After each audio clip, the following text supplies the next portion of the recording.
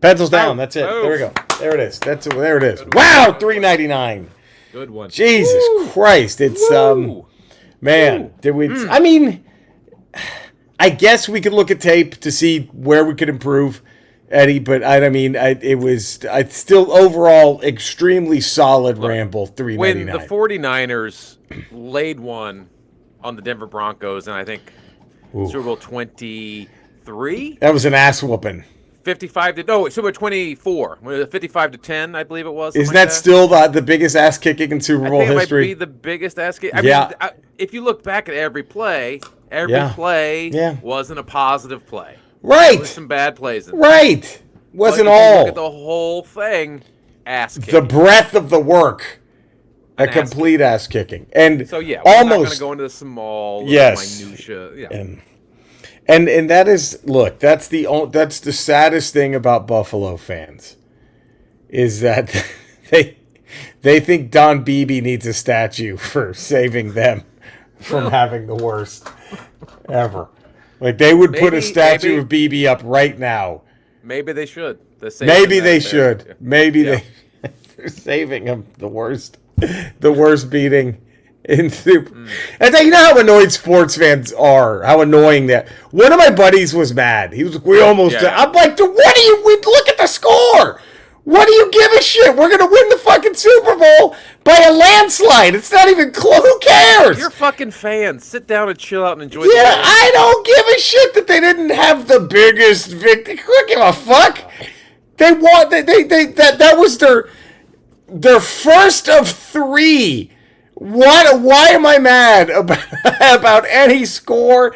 That it could have been a last-second field goal each time. I wouldn't have cared. It doesn't matter. It doesn't matter. See how mad he is. They haven't won a Super Bowl in 30 They haven't done shit. Like, right. How mad are you now? Oh, he's mad. But it's like, what do you give a shit? Who cares? It doesn't fucking matter. Just take the victory. That's all that matters. Be happy. Which is what we're doing here on Ramble 399. Which is what we've done on Ramble 399. Exactly. I don't. Would you be mad if Washington won a Super Bowl because Neil O'Donnell threw it to your cover corner like 4 times in a row straight to him? Would that upset you? I would be happy if Neil O'Donnell took a snap, ran backwards through the other end zone and got safety, and that's how we won. That's how you won. He almost was that in play. If Pittsburgh was up by 1 point, was that in play? Was that because Neil O'Donnell had to throw that game? Do you think? And he's like, well, now you backed me into a corner. I got no choice. I have to go take a safety. I have to do this. I got to run 30 yards backwards. I'm throwing this game, so it's going to be obvious what I'm doing, but I have what's happening here. It's going to be blatantly obvious. Man, that was as a massive, especially when I was a teenager, Dallas Cowboy fan. I didn't even. Were you obnoxious about it? Like I didn't even cheer, Eddie. The second interception, I was just like this. I was like I really was like, just what just happened? Like, how did that just happen? Like that was the second time. How did this just? How do the Cowboys have 12 players on defense? On defense, and their 12th player is the most important player on the other team. I swear I didn't even. The first interception went crazy. The second one, I was just like, what? Like, I was confused. I was just like, oh. It's like, oh, you're taking all the fun out of this. Yeah, like, all right, I'll take it. Oh, man. But there we are. So anyway, this was very much the 49ers beating the Broncos. Yeah. This Ramble 399. I'm going to just do this. Okay. Eddie. Okay. It is just you and me today. Alt-right Cody. Do you think he's happy with the Sharks and the boat thing? Do you think that was, again, do you think he's like taking a victory lap? I feel like it wasn't, because we all know the teleprompters went down. Yes. So he was forced to ramble for 45 minutes on his own. And I think Cody had probably written something very elegant about sharks and batteries and electrocution. And he kind of just skimmed over it. with Bidenomics and the Biden crime family and the laptop from hell. I'm sure he tied all that together. He had it all there. It was the Villafana special, ready to roll. It was, but Trump, I think, just mishandled it. Damn it. He didn't have the teleprompter. Damn it. We ended up getting, we don't know if that shark really wanted to eat that person or not. Right. I think he just, So. But I have one if you're in that situation. Yeah. Doesn't the shark get electrocuted too? I think so. And I think the way those batteries are designed, they don't electrocute you when they go underwater. I wouldn't think if they built a battery to put on a boat. I don't think it's highly I don't think it's a high chance of it electrocuting. Does he ever talk about all the electronics on a submarine? Do you ever? I mean, do you know submarines are filled with electronic devices? I don't think they're all getting electrocuted. I don't. Is he ever? And from my understanding, it would take a massive surge of electricity to electrocute you in the ocean, body of water that large. In the ocean. Especially in the ocean, because there's so much salt in the water that it's not as conductive as, say, regular water. Like dropping a CD player in a bathtub. Yeah, it's like fresh water. Yeah. Yeah. It also, it's again, not the same. I wonder if he's aware of how much electronics are in submarines since since they've been built, I don't think he's aware of too much, to be honest. Yeah. Other than himself. And the morons that throw money at him. I don't care about you. I just want your vote. Was he going off script, or was that a Cody? He goes, hey, you know what? They're going to take that and they're going to say something bad about me. I'm like, yeah, because you just said it. Was that a Cody special? Was that a Cody special? I don't care about you. I just want your vote. Or do you think Cody was like, oh, what do you think? I think that was in the parentheses that he wasn't supposed to say that. That's Cody wrote that in. You don't care about them. You just want their vote. And he didn't read he didn't see the parentheses. Right, and he just went right with it. Oh man, that's what I hate to do this, man, because this is already now. Don't worry, we're not kicking it over to the Ramble Radio contract. No, because that usually follows. I hate to do this, but I think this is one of the best Ramble overtimes we've ever had already. I think so. And I'm sorry to do this. Forgive me. These fucking people. I don't know what else we need to do, Eddie. I don't know. I'm gonna stop him and Han, if that makes sense. I'm just gonna stop. I don't think him and Han. It doesn't seem to matter. Doesn't seem to work. We'll just fucking subscribe. 5-star rating. Positive text review. And you know what? Tell someone about the Ramble. Dude, that's all I got to do. It. Tell one of your buddies. I bet my buddy would like this. Find your closest right-wing lunatic friend. Right. Send them over to the Ramble. See if they're still here after the first opening 5 minutes of every episode. See if they're still here, and then do it. But well, I mean, my God, can we just pretend Cody's here and with 8 minutes and 27 seconds in, you hear the music? We're gonna have to. And sing along if you know the words. Eddie, I'm quite upset at the world if they don't know the words to this one, to be honest. What's a frequency? Kenneth is your Benzedrine. I was brain dead, locked out, numb, not up to speed. I thought I pegged you, an idiot's dream. Everyone, tunnel vision from the outside of screen. I never understood the frequency. You wore your expectations like an armored suit. There we are. Bam. Damn. What's the frequency? That was, oh my God, talk about a concert. Wow. Seeing REM on the Monster Tour with Radiohead as the opening act. Ooh. God damn. It was something special, that show. The REM Monster Tour. I still think Automatic for the People is their best one. I agree. If you go track 1 to track however many tracks are on there. Yeah. Top to bottom, I think. But Monster's incredible. Monster's incredible. Yeah. Can I say this? Given our allegiance to so many of these Seattle bands in the 90s. Sure. And given how good rap was in the 90s. Yeah. I might have to put Automatic for the People #1 if we're doing all-time albums from the 90s. Ew. And you know what else is in the top 5? Tom Petty's Wildflowers. I think that needs to be on that list. Top 5 albums from the 90s. I mean, as much as I have Automatic for the People, and I think it's an all-timer, it might be my number one. It might be my number one. Okay, can I tell you? I think this is my 5, and I don't know all the Seattle grunge scene from the early 90s. Here's my 5. All right, and I don't know where. Today it's Automatic for the People. I don't know what it is tomorrow, but Automatic for the People, In Utero. I'm gonna go Verses over 10. Okay, is that sacrilege? To go Verses over 10? Verses in 10, literally, it's it's 1 and 2. It's 2 and 1. I know. 1A, 1B to me. 1A, 1B. So I'll go Automatic People, In Utero, versus The Chronic. Oh. Tom Petty's Wildflowers. That's Then I'll probably give you Super Unknown. Then we'll go Dirt. Alice in Chains is up there somewhere, but and then of course you have 10 and Nevermind there, and I mean, you take and then Utero over Nevermind. I think just barely. I take it Utero over Nevermind. I take Nevermind over. You go Nevermind. Oh, that's a good one. I mean, but then to be honest, is this crazy that I go Versus 10, No Code, then Vitalogy? Is that crazy? Wait, say it again. You go Versus #1. 10 number 2, then No Code, then Vitalogy.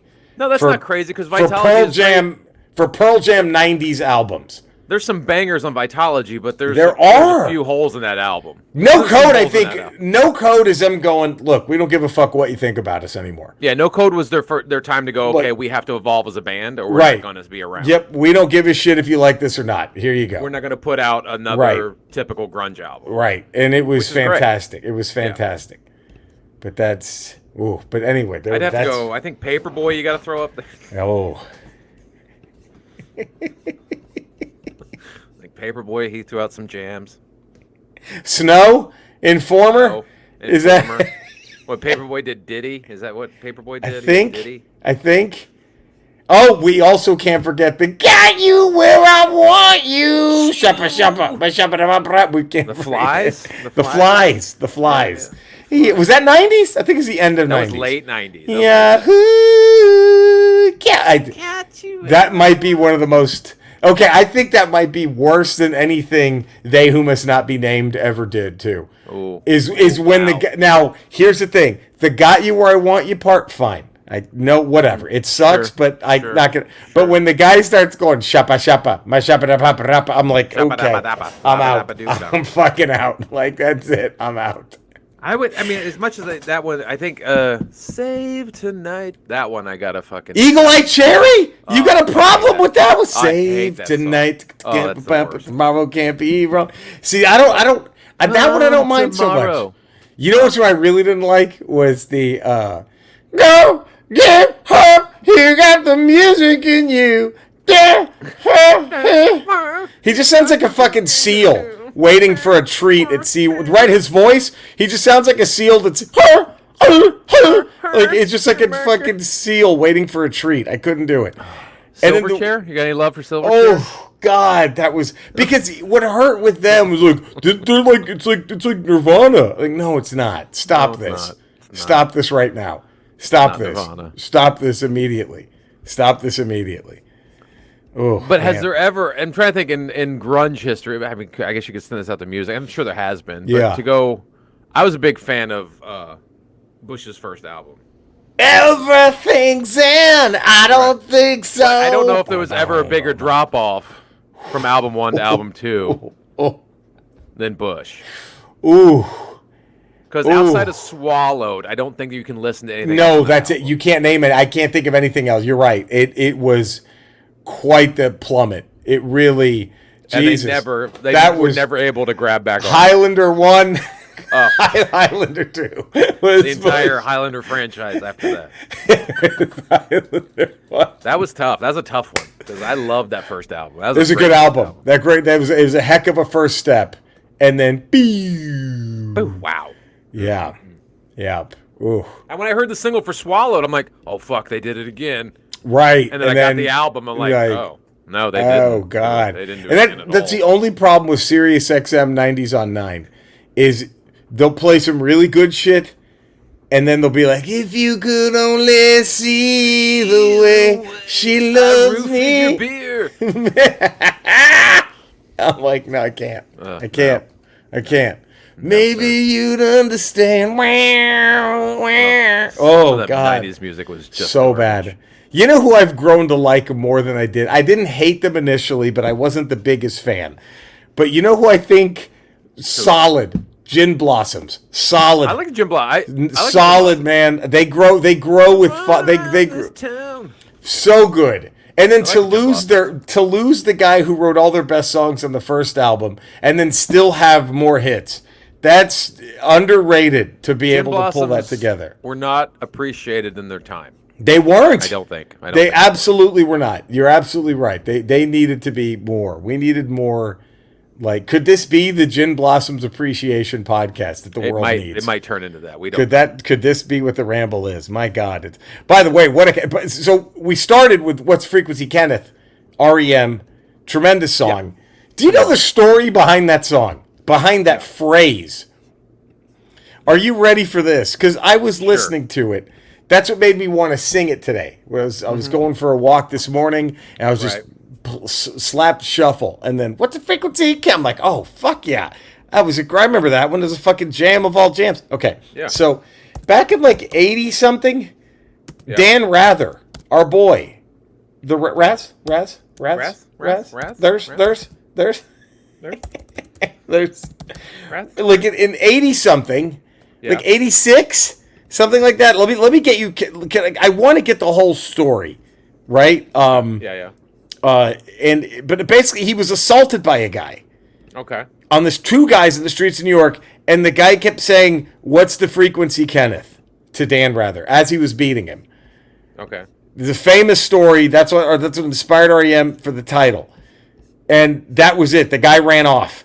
They couldn't even arrest him. No arrests were made. He just started punching and kicking Rather on the ground, repeatedly asking, "What's the frequency, Kenneth?" Okay?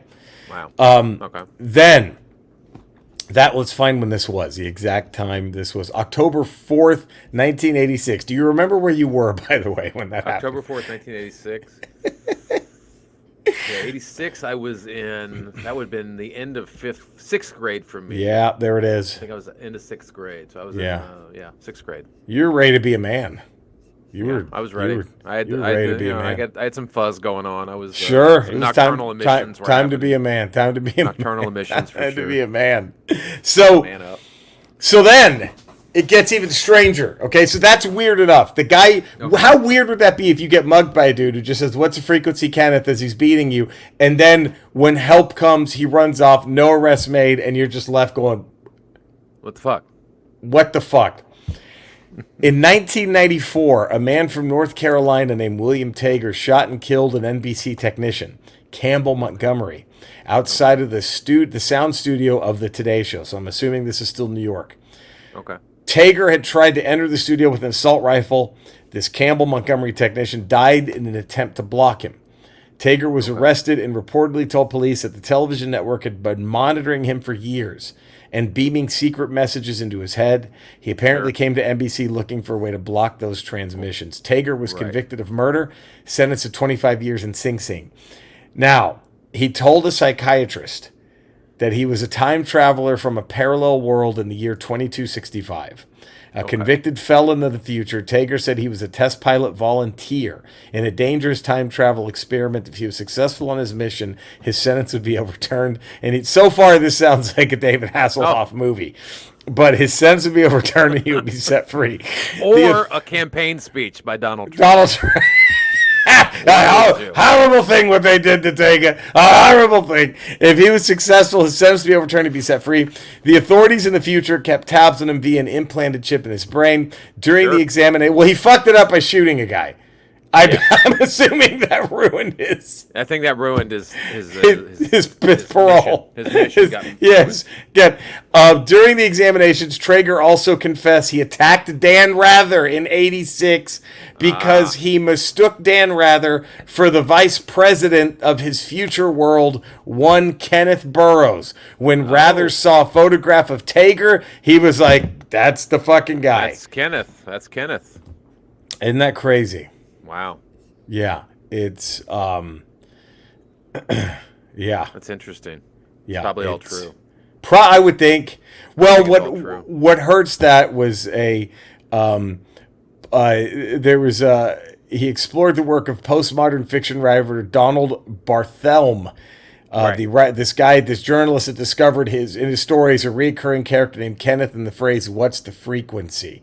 Both Dan Rather and this author were the same age and both from Houston and both worked as journalists. So wondering if these science fiction books somehow inspire the attack. It's pretty crazy, but the guy is free now. William Tager in 2010 was released from prison on good behavior. He lives in New York City where he's closely monitored by parole officers and mental health counselors.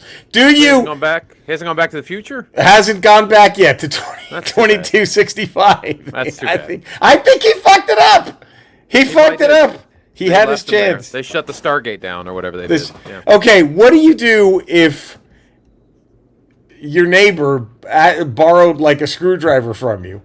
Right. And then you hear this story and you realize, holy shit, that's my fucking neighbor, and he still has my screwdriver. Do you ever? What do you do if you find out right now today that William Tager's your next door neighbor in New York City? He lives in your apartment building, and you go get your screwdriver back? Do you? Do you even try to talk to this fucking guy?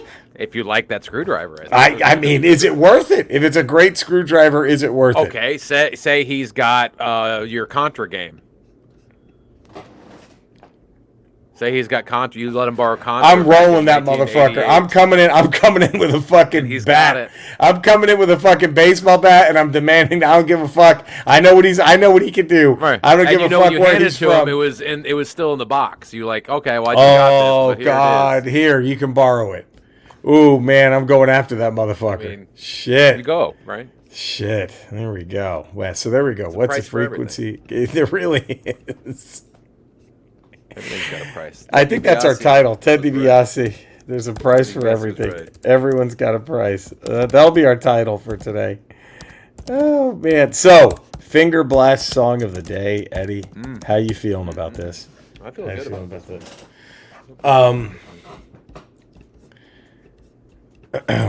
Mine, you tell me. Okay. And there's a heart that's breaking down this long distance line tonight. I ain't missing you at all, missing you, but since you've been gone away, I ain't missing you. John Waite, missing you. Every time I see your face, good one. Good one. I mean, come on. Good one. Come on. How, like, if you were at that Oregon, you're at that Oregon rodeo a few days ago where the bull got loose and just ran out. If you're sitting there as that bull is charging you, right? But that song starts playing, I still think I take a chance with your partner. You die finger banging. You're like, no, this I can't. This is how I'm going. This is how I'm going. This is what the universe wants. You die strapped with a French tickler. You die with that French tickler strapped. Or is that our title? You die with that French tickler strapped. I think let's do that for now. Might be that.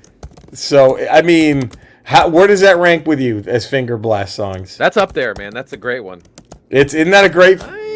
Missing you at all. The Tina Turner version? Right. I mean... There's since you I like it. Mine I'm a little iffy on.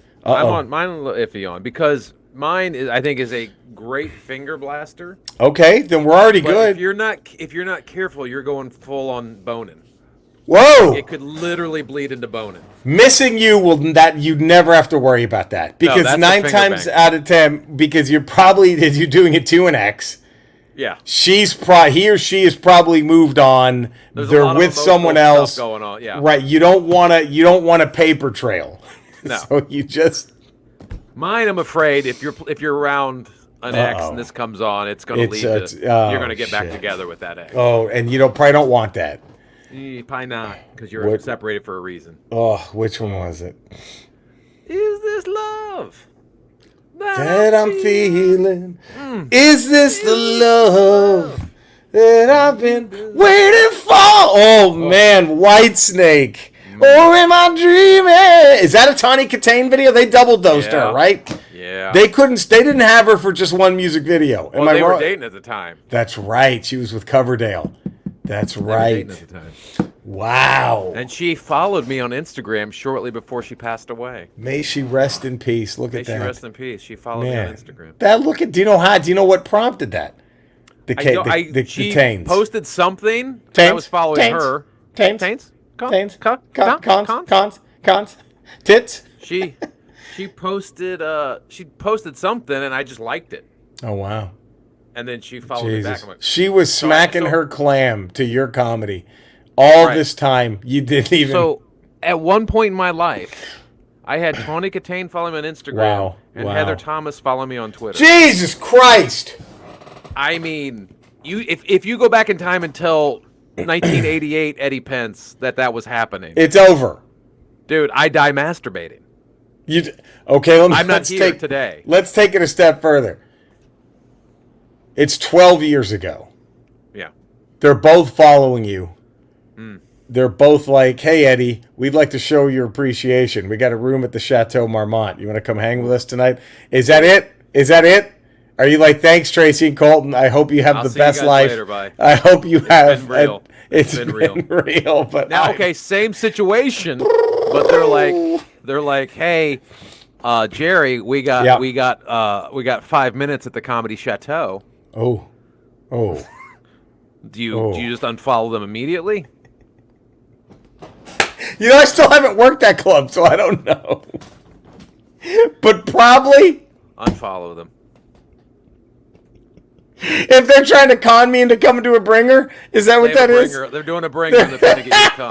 No, unfollow. I don't care. Unfollow. Yeah, that was two of my fucking childhood fucking dream girls. Right. Both. What if they said if you leave your wife, Aaron Gray's stopping by too, in her Buck Rogers outfit? I'm out. There's a silhouette of me through the wall. Like you Wile E. Coyote that. I just Wile E. Coyote through that wall. Are you kidding me, man? Aaron Gray, if you leave your wife now, Aaron Gray jumps in. Heather Thomas and Tawny Katane. Ooh! Is this the love? You got all three. You got a redhead, a brunette, and a blonde. There it is. That's the hat trick of hottie 80s chicks. Okay. What if it's you leave your wife and you constantly badmouth her in public? Like every set you do has to be trashing your ex-wife even though she did nothing wrong. But it's those three and Mohawk Storm is made flesh. And that's it. Like that's and whenever you want it, you just press a button on your phone and all four are there. You leave me with no choice. There's no. That's not a choice. Right? There's no choice. That's just what happens. Yeah, it's just. You're just telling me what happens. That door is gonna get walked through. It's just when. Run through. It's just when. So there it is. John Waite's Missing You. Whitesnake's Is This Love. Wow. Be careful with Is This Love because that could easily turn 1,000%. You're balls deep. Straight up boning. You're balls deep. Now it's time. With that one. It's time for the best around, Eddie. Okay. What was the best Gremlin from Gremlins to a new batch? Let's pull up my list. I'm just gonna go, and maybe I'm crazy. Maybe this is crazy. I'm going the Lightning Gremlin. I thought it was the coolest thing ever. I'm gonna go Lightning Gremlin. Okay. I think honorable mention is two honorable mentions. The Spider. and the one that Mr. Fetterman hits with the concrete and flies up to be a gargoyle. Oh, that's a good one. That it's between those three, but I'm gonna go Lightning Gremlin. I thought that was as a kid. I thought that was the coolest one. Was the Lightning Gremlin? I'm going with. Oh shit! Damn, there she is. Only because it just for a moment made me go. I'd fuck one. I'd fuck her. I'd fuck it. I'd do it. I'd fuck that gremlin. I'd fuck it. Only because that's the only reason. For half a second. The other ones were all like, all the others were like, that's cool. But that one I was like, yeah, I'm fucking that thing. Now wait a minute. I think we also. That's the only one who survived. Am I right? Yeah. Yeah. It's the only one who walked out of that. Only one who walked because they used the lightning gremlin to kill all the other ones, right? Yeah. Oh, damn. I mean, it's only because I looked at it and I was like, you know what? Does Vern Lundquist, does that get a couple of Verns out of it? Her, Tawny Katane, Heather Thomas. Aaron Gray, Mohawk Storm, and the female gremlin. If that happened in a five-way, it's over. Guess who I save it for? Oh, no question. No, that's the load you're shooting into. That's who's taking. I save it for. That's who's taking this. I'm saving it for her.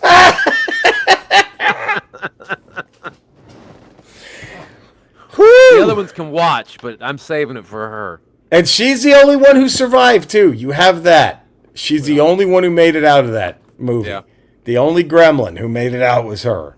So, what's her name? Just hot ass gremlin? I don't remember. Fine ass gremlin. I know that guy. Gremlin. The guy fucked her, too, at the end. I forgot. Oh, he did, yeah. Remember the guy? Yeah, he's like, yeah, that's right. He ends up, he ends up fucking. You a little jealous? I'm a lot jealous. I'm a lot jealous of that actor. I'm a little jealous. I mean, he was tremendous in that. That was great. Wow. So you go the lady gremlin, I go the lightning gremlin. How do you fucking not? I know. Look at that. Look at that shit. She's ready for it. She's ready for it. Fine ass gremlin. Fine ass. Look at that fine ass gremlin. Give me that shit. Oh man! Well, we're just rifling through this, Eddie. Just now. Dare I say, our ramble. Yeah. Was I said Broncos? Yeah, Niners Broncos. Yeah. We may be getting in on Bears Patriots territory here. I kind of feel it on this Ramble OT. This may be a Bears Patriots. Like just no chance whatsoever. Yeah, we're getting ready to just hand it off to the fridge. Right. That's where this is going. We're fucking with you that much. That we're fucking with you that much. We're going to keep the greatest running back in history on the sidelines and give this fat piece of shit give him a fucking touchdown. Not Walter Payton. Give that idiot a touchdown. And over Payton. Dick, his brilliant ass, is going to keep the greatest running back in history from getting a touchdown. From getting in the Super Bowl. Fucking insane. Give this lump of shit. This fucking moron. A touchdown. This absolute one-hit wonder of a player. Absolute one-hit wonder. Opposed to the one of the greatest players in the history of the league. Ever. And Dick is going to stand on the sidelines and act like he's a genius. Oh, what a fucking douche. What a piece of shit that did go. Anyway, oh, God. So, it's time now, Eddie. The Devil's Advocate.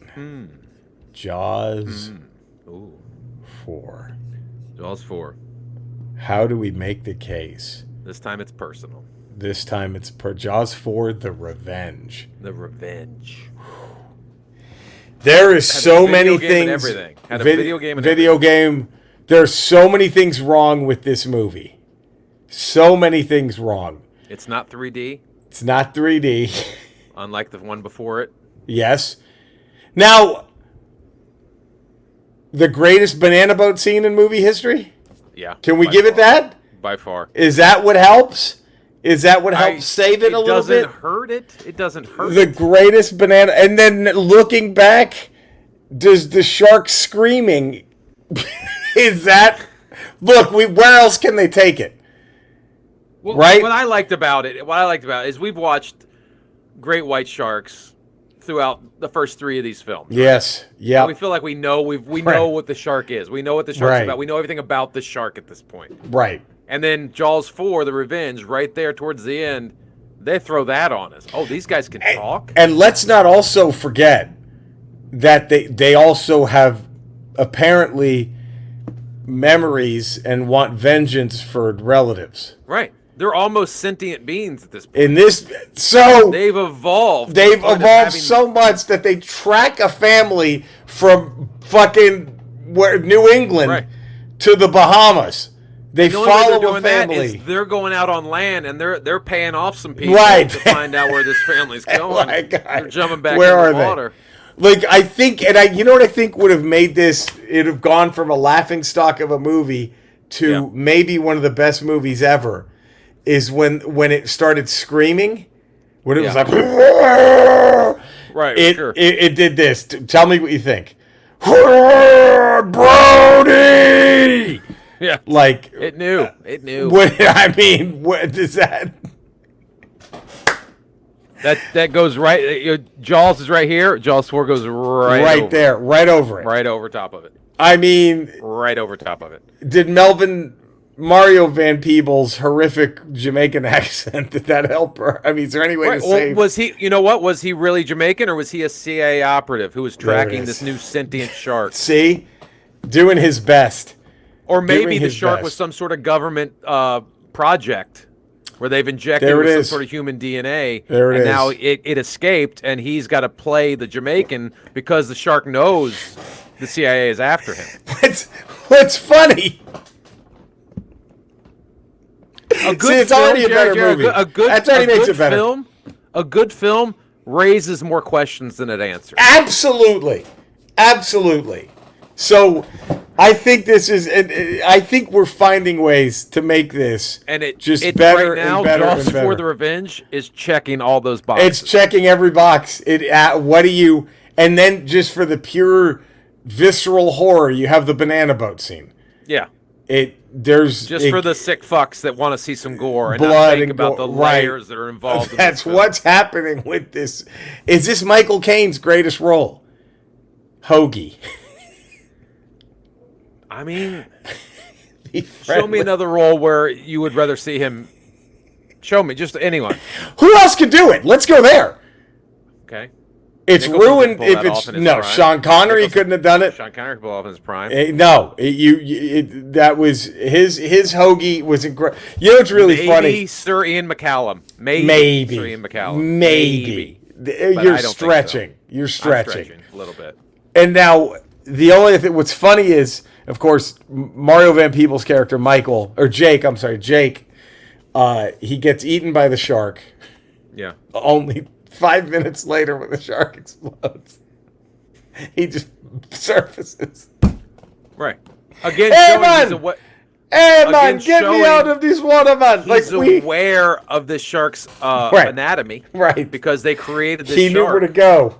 He knew where to hide. And is that why the shark exploded? Because this whole time it was a robot. Right. Is that why it was this? I think when it got stabbed by the boat and it screamed. It may have sort of impacted a battery cell that was inside the shark. What if this was the first Cyberdyne Systems creation? This could have been the prequel to the Terminator. What if Jaws was like the T-50 or something like that? Right.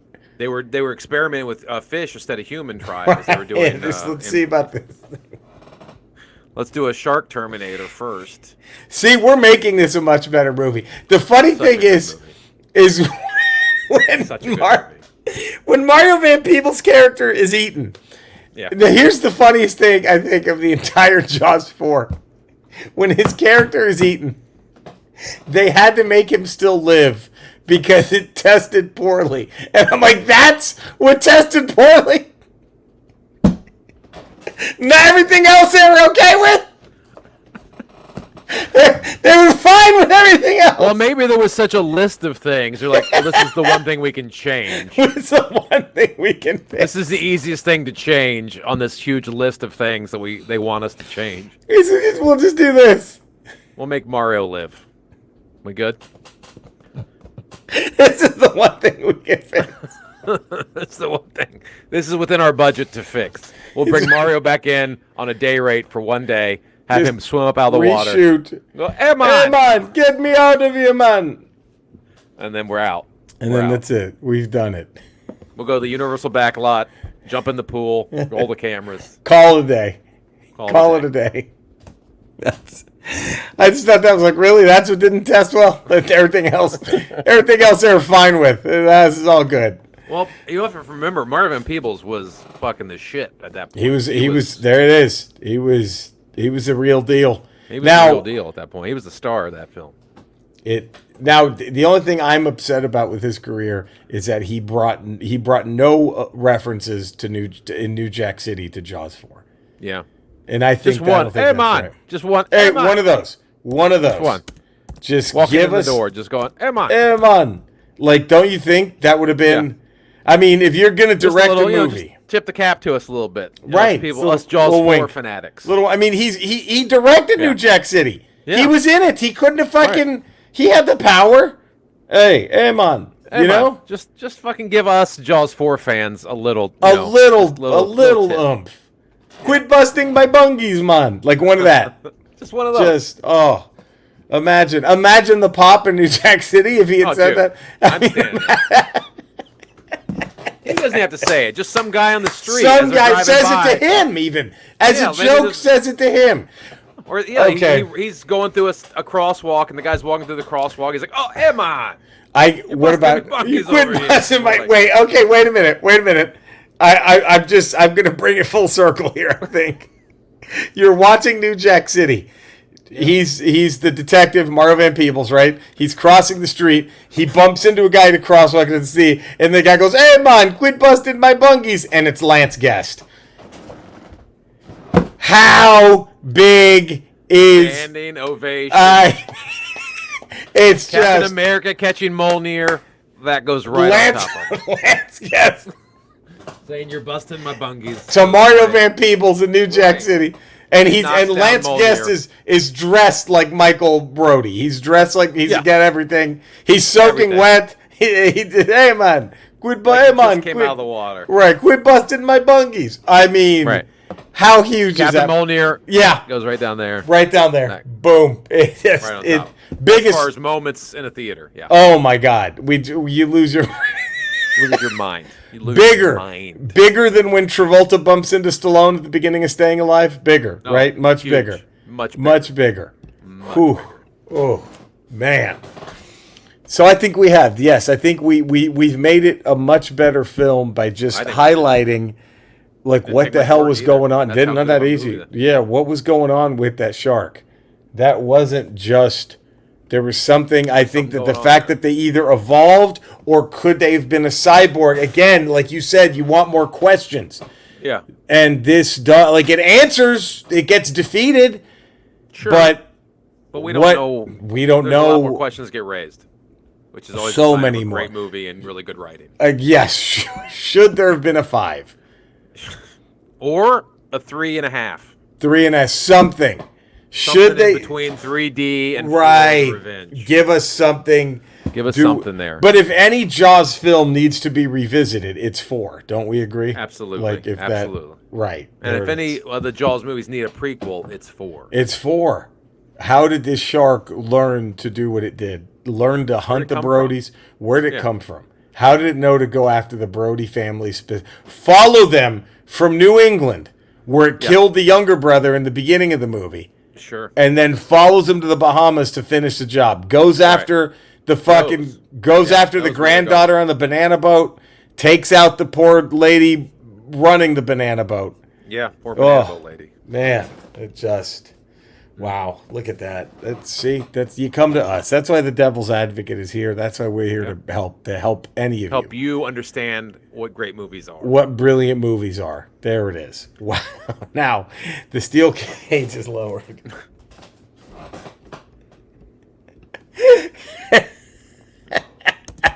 We have Eddie. Yeah. Cocoon's Wilford Brimley versus The Thing's Wilford Brimley. With The Firm's Wilford Brimley as the special guest referee. Who comes out first? The Firm, Wilford Brimley, right? The Firm, yeah, because he's introduced as the. How big are the booze? Oh, they're throwing shit. He's covered in soda. Covered in popcorn and cotton candy. Do you think he grabs a mic? Do you think he's like, I'm not going to start this match until all these losers learn to shut up? Is that something like that? Yeah, a little more menacing, a little more right, a little hinting more about what he's going to do, not what he's going to do. There it is. Yep. And then I bet you guys got some pretty children at home. Be ashamed if something happened. Something happened to them. If you want to keep running your puke mouths. Keep running your mouths. And then if something happened to your car. Who's next? Oh, I think you got to bring in Wilford from the Thing. The Thing. So Cocoon is the face who gets the fine. Not the Thing. The Thing. No, it's the Thing. The Thing. The Thing. The clown. Yeah. So he comes out. Is it lukewarm? Is it booing complete? Because I think at this point, like, I'm just gonna spoiler alert. There's no help from the Thing cast in this match. No. Because they all turned. He destroyed their comms. He lost his fucking mind. They want nothing to do with this guy. They are just. Or maybe they're just confused. There's now 2 Wilford Brimleys coming to the ring. The audience.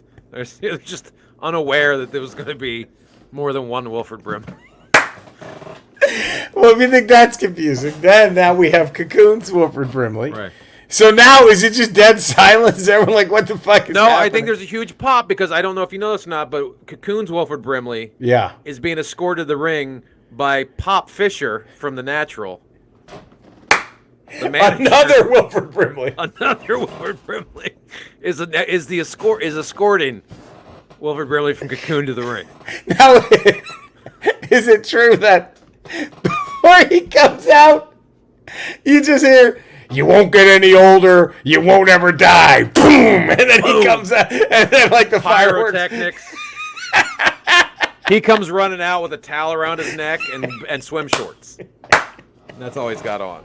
And Pop from The Natural is with him. In his Knights, in his New York Knights. The New York Knights, and he's coming. All right. He's jogging right behind him. Oh, fuck. Pop is huge. The Pop is huge. Oh. You won't get any older. You won't ever die. Boom! Everyone just goes ape shit. And then the match starts, Eddie, and I don't have it going well for Cocoon Brimley. Okay, sure. I think Thing Brimley Giles is just too crazy.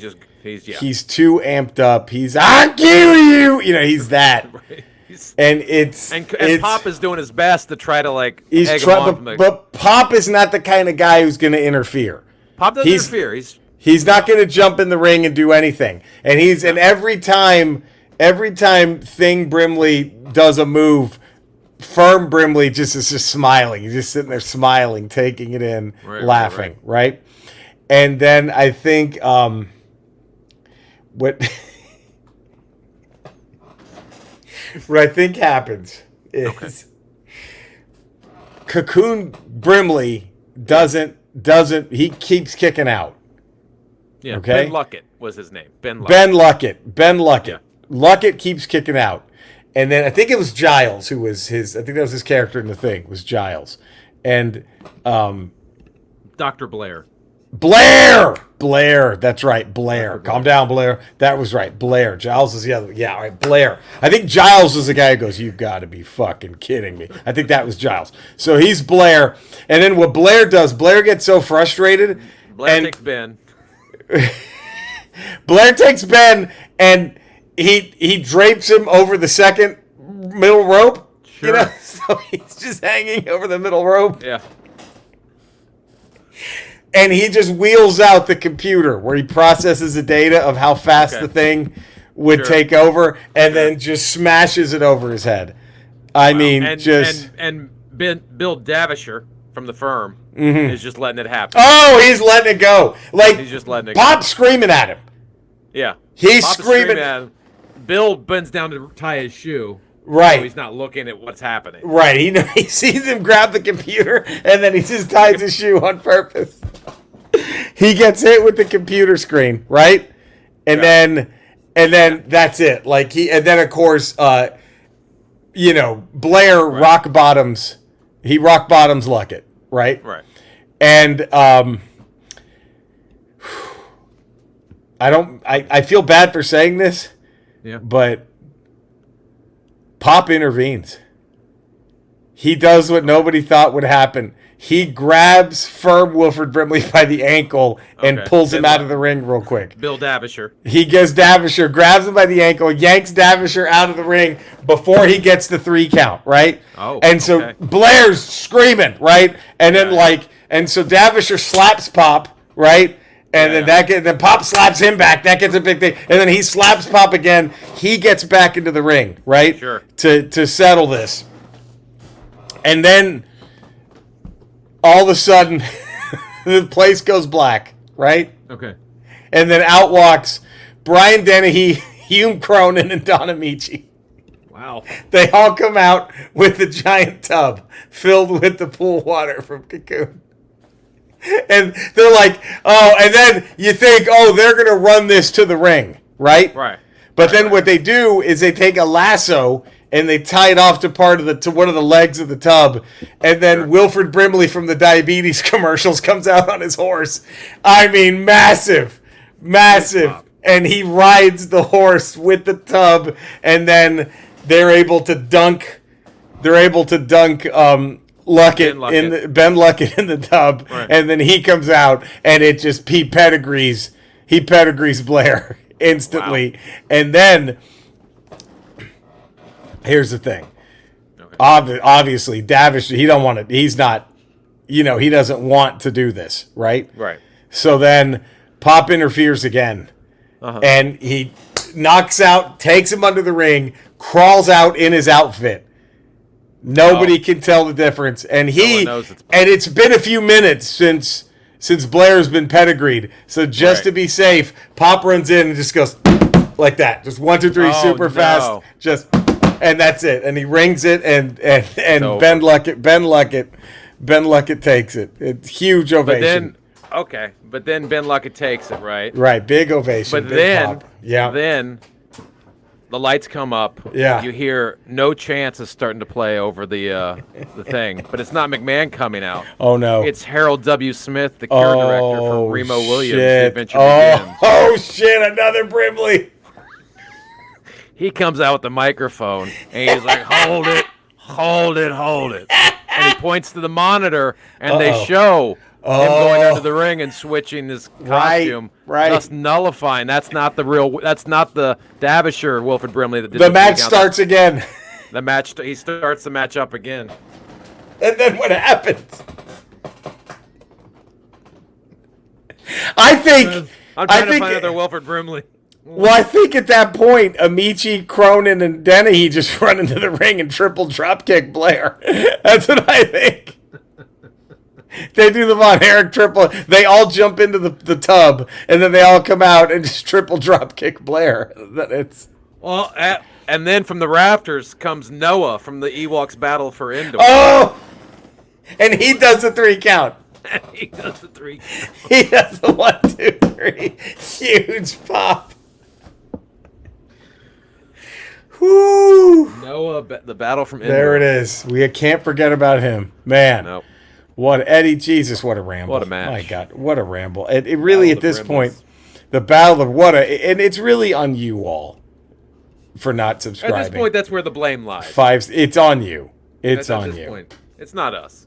It's not us. So next Ramble 400, we're going to cast the Legend of Zelda movie in the worst way possible. We're going to do we have an idea for Done Dirty or The Right Move? Do we have anything for this? Not off the top of my head. We'll think of something. We're also going to do a Who's Missing. Gobbledygooker, Done Dirty, or The Right Move. Okay, we'll think about this. That's up there. We'll think about this. But the big one is we will be casting the Legend of Zelda movie in the worst way possible. Until then, we will be back Friday. Have a wonderful Wednesday, Thursday, whenever you're listening to this. We hope you're having a great one. We love you all. We'll see you next time. Stay safe out there. Bye!